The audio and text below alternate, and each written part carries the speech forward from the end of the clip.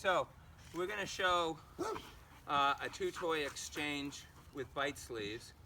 The dog we're going to use, me, is nowhere near a competition level dog in bite work. He's done very little, and we stopped doing it with him at a fairly young age because he's genetically very chewy, and just didn't see any reason to continue with that. But he's good enough to show you what we're going to do here with the exchange. So some of the grips may not be perfect, but we'll see. I mean,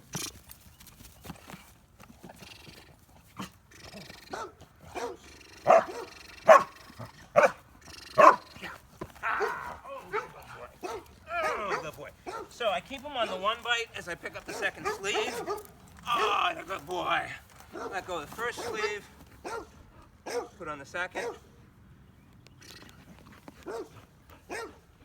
The dog can spend energy on that, but it doesn't get him anything.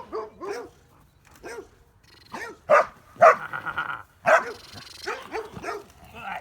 So you can see the dog learns to leave the equipment on its own and come focus on the man. And he hasn't done this in at least a year. So we'll see. So I pick up the second sleeve.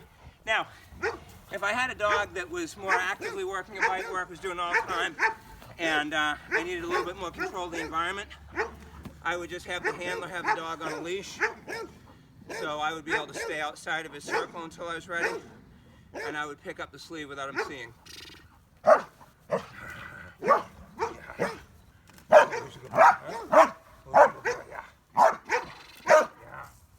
Good boy, can't get stuck.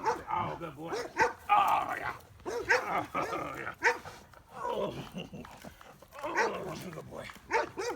And I let him have that one.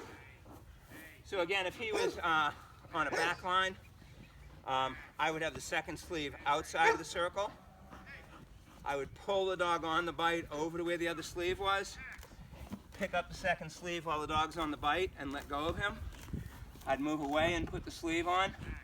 And now when I come back, from the first moment the dog sees me, he's going to see me with a sleeve.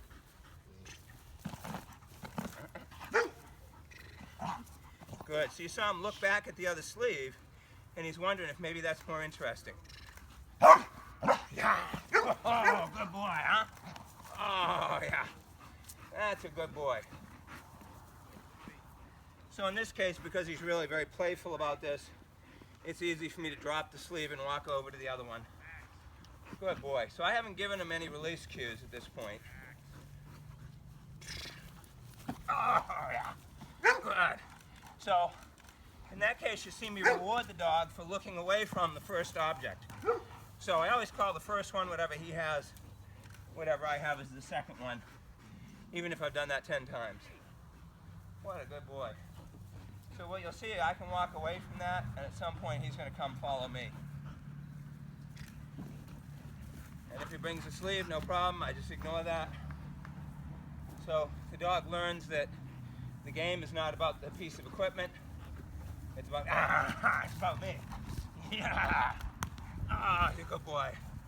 And this will work us up to where we can get a good out on cue. Out. And rebite on the first object. Oh, good boy. Out.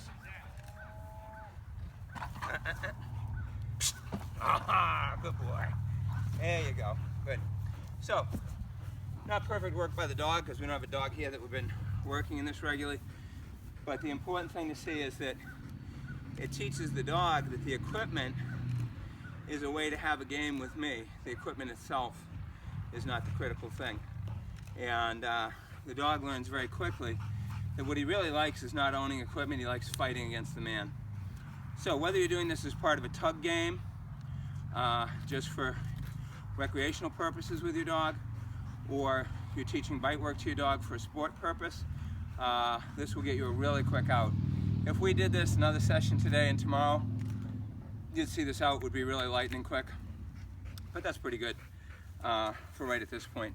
And again, people tend to think that this is something that you would do with weak dogs who can't take the stress of being corrected out of a bite. And actually I started doing this for exactly the opposite reason.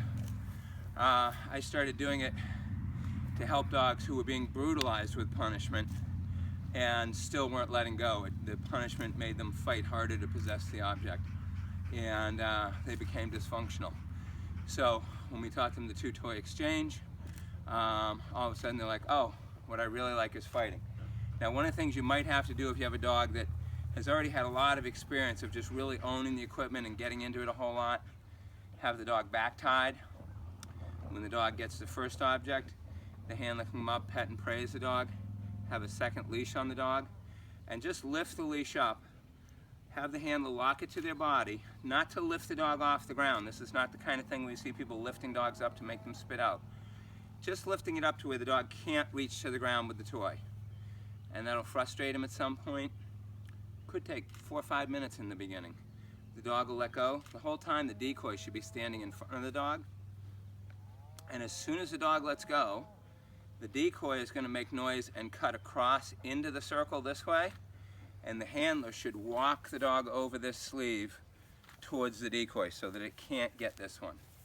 And very quickly the dog's going to learn, hey, if I want to fight, which is what I really like to do, the sooner I let go of this one, the sooner that guy's going to move, and when he moves I can go get him. So at that step, the job of the handler would be just to keep the dog's head up so he can't reach the ground with the toy initially or with the sleeve.